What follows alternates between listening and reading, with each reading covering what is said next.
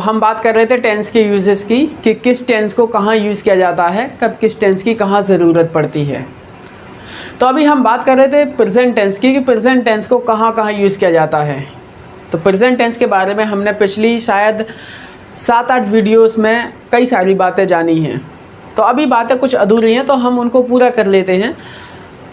आज का रूल ये है कि जब भी हमें किसी भी ऐसी बातों को व्यक्त करना हो जो बात किसी न्यूज़पेपर से संबंधित हो या फिर किसी किताब से संबंधित हो या फिर किसी मूवी से संबंधित हो, तब हम ऐसी बातों को हमेशा सिंपल प्रेजेंट टेंस में व्यक्त करते हैं। शायद आपने न्यूज़पेपर देखा हो तो न्यूज़पेपर में हमेशा सिंपल प्रेजेंट टेंस में ही हेडलाइन को व्यक्त किया जाता है। भले ही वो घटना घट चुकी है, घटना पास्ट की हो चुकी है, फिर भी उसको सिंपल प्रेजेंट टेंस में क्यों व्यक्त किया जाता है?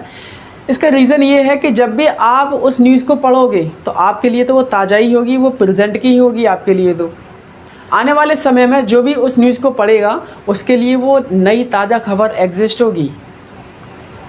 ठीक इसी प्रकार मान के चलिए आपने कोई मूवी देखी होगी पुरानी अमिताभ बच्चन की। तो अगर किसी मूवी में अमिताभ बच्चन ने किसी विलन को मारा है तो आप आज भी दिन, जबकि वो मार तो चुका है पहले ही, लेकिन आप आज भी दिन उस बात को इस तरह व्यक्त करते हैं जैसे वो मारता ही हो हमेशा। क्योंकि जब भी आप उस विलन को पीटते हुए देखोगे ना तो वो प्रेजेंट की बात लगेगी आपको। आप हिंदी में भी यही कहते हो कि अमिताभ बच्चन उस मूवी में उस विलन को मारता है। तो मारता है इसका मतलब ये है कि हम उसको हिंदी में भी सिंपल प्रेजेंट टेंस में व्यक्त कर रहे हैं। क्योंकि जब भी हम उस मूवी को देखेंगे तो वो हमारे लिए एक नई चीज़ एग्जिस्ट होगी। हमेशा हमें ऐसा लगेगा कि ये अभी एग्जिस्ट हुई है। वो उस मूवी में उसने रियल में भी मारा था, उस मूवी में जब वो रिलीज़ हुई थी तब भी वो मारता हुआ दिखाई दिया था। आज भी अगर उसको देखोगे तो वो मारता हुआ दिखाई देगा, और आगे भी जब उस मूवी को देखोगे तब भी वो उस विलन को मारता हुआ दिखाई देगा। तो जब कोई ऐसा काम जो हमेशा पहले भी हुआ करता हो, आज भी हो रहा है और आगे भी होता रहेगा, तब हम ऐसे काम को हमेशा सिंपल प्रेजेंट टेंस में ही व्यक्त करते हैं। अब बात आती है बुक की। जैसे मान के चलिए कोई भी बुक है, कुरान है, गीता है, रामायण है, बाइबल है, इनमें जो भी बातें लिखी हैं वो हमेशा एग्जिस्ट होंगी। बातें भले ही पुरानी हैं, पास्ट में लिखी गई हैं, लेकिन आज भी अगर उसको पढ़ोगे और आने वाले समय भी उसको पढ़ोगे तो वो बातें हमेशा सच रहेंगी, हमेशा एग्जिस्ट होंगी। तो ऐसी बातें जो लगातार एग्जिस्ट होती रहें, तब हम ऐसी बातों को हमेशा सिंपल प्रेजेंट टेंस में ही व्यक्त करते हैं। For example, the Quran asked us to believe in the existence of Allah. Quran हमेशा कहता है कि हमें अल्लाह पर भरोसा करना चाहिए। तो जब भी ये बात आप कुरान में पढ़ोगे तो ये बात हमेशा एग्जिस्टेंस होगी। आने वाली पीढ़ी भी अगर इस बात को पढ़ेगी तब भी वो बात, ऐसा नहीं है कि जो आने वाली पीढ़ी इसको पढ़ेगी तो वो आने वाली पीढ़ी सोचेगी नहीं तो ये पास्ट की बात है, अब ये बात गुजर चुकी है। नहीं, उनके लिए भी वो नई बात होगी, और भी जो आने वाली पीढ़ी आएंगी उनके लिए भी वो नई बात होगी। तो हमेशा वो बात नई बनी रहेगी, पहले भी थी, आज भी है और आगे भी रहेगी। तो ऐसी चीज़ों को, ऐसी बातों को हम हमेशा सिंपल प्रेजेंट टेंस में ही व्यक्त करते हैं। Next example, today's news is that the prime minister of India leaves for Lucknow tomorrow. आज की न्यूज़ ये है कि जो भारत के जो प्रधानमंत्री हैं वो कल लखनऊ के लिए रवाना होंगे। अब हमें ये पता है कि जो रवाना होने का जो एक्शन है वो कल होगा, फ्यूचर में होगा, लेकिन फिर भी उसको सिंपल प्रेजेंट टेंस में व्यक्त किया जाता है क्योंकि वो न्यूज़ की हेडलाइन है, न्यूज़पेपर की हेडलाइन है, और सभी न्यूज़पेपर की हेडलाइंस को हमेशा सिंपल प्रेजेंट टेंस में ही व्यक्त किया जाता है। Next rule is that we should use present perfect continuous tense for the action which was happening in the past but its effect is available in present. जब past में कोई ऐसा action घटित हो जिसका प्रभाव वर्तमान तक मौजूद हो, तब हम ऐसे पास्ट के एक्शन को प्रेजेंट परफेक्ट कंटिन्यूअस टेंस में व्यक्त करते हैं।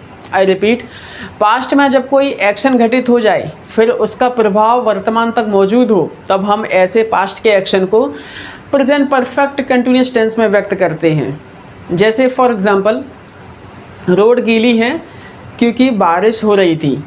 अब बारिश जब हुई थी वो पास्ट में हुई थी, अब वर्तमान में क्या है, उसका प्रभाव मौजूद है कि रोड का गीला होना, तो बारिश का कहीं ना कहीं इफ़ेक्ट मौजूद है वर्तमान में, जिसकी वजह से रोड गीली है। तब हम ऐसे एक्शन को हमेशा प्रेजेंट परफेक्ट कंटिन्यूअस टेंस में व्यक्त करेंगे। For example, the roads are flooded because it has been raining cats and dogs. रोड्स गीली हैं क्योंकि बरसात हो रही थी। Next example, she is dog tired because she has been running here and there in the sun. वो बहुत थकी हुई है क्योंकि वो धूप में इधर उधर भाग रही थी। अब एक एक्शन ऐसा है जो पास्ट में हुआ था। पास्ट में कौन सा एक्शन हुआ था? उसका धूप में इधर उधर भागना, जिसकी वजह से वो थक चुकी है। तो जो पास्ट में जो एक्शन हो चुका है उसका प्रभाव अभी तक मौजूद है, वर्तमान तक। क्या मौजूद है?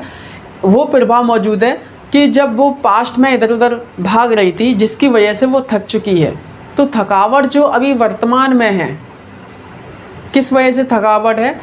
कि जो पास्ट में जो उसने एक्शन किया है इधर उधर भागने का, इस वजह से उसको थकावट है। तो कहीं ना कहीं वर्तमान में उसके भागने का इफ़ेक्ट मौजूद है। तब हम ऐसे एक्शन को प्रेजेंट परफेक्ट कंटिन्यूअस टेंस में व्यक्त करते हैं। Next rule, we should use simple present tense for the official activity. जब भी हमें किसी भी ऑफिशियल एक्टिविटी को व्यक्त करना हो तब हम हमेशा सिंपल प्रेजेंट टेंस का यूज़ करते हैं। ऑफिशियल एक्टिविटी जो पहले से अरेंज्ड होती है, प्लान्ड होती है, जैसे टाइम टेबल, जो एक्टिविटी टाइम टेबल बेस्ड पर होती हैं वही ऑफिशियल एक्टिविटी होती हैं। जैसे कि ट्रेन का टाइम पर चलना या ट्रेन का टाइम पर आना पहुंचना जाना, फ्लाइट का टाइम पर उड़ना, फ्लाइट का टाइम पर पहुंचना, ये चीज़ें टाइम टेबल बेस्ड होती हैं। तो जो भी एक्शन टाइम टेबल बेस्ड होते हैं वो ऑफिशियल एक्टिविटी के अंतर्गत आते हैं।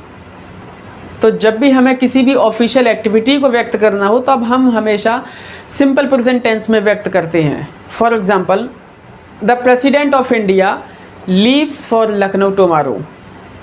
अब ये एक ऑफिशियल एक्टिविटी है क्योंकि यहाँ पहले से प्लान्ड है, ये टाइम टेबल बेस्ड है। क्योंकि अगर इंडिया के राष्ट्रपति लखनऊ कल जाएंगे तो ये पहले से टाइम टेबल बेस्ड है, क्योंकि ये प्लान्ड हो चुका है, इस चीज़ का प्लान्ड हो चुका है कि वो कल जाएंगे।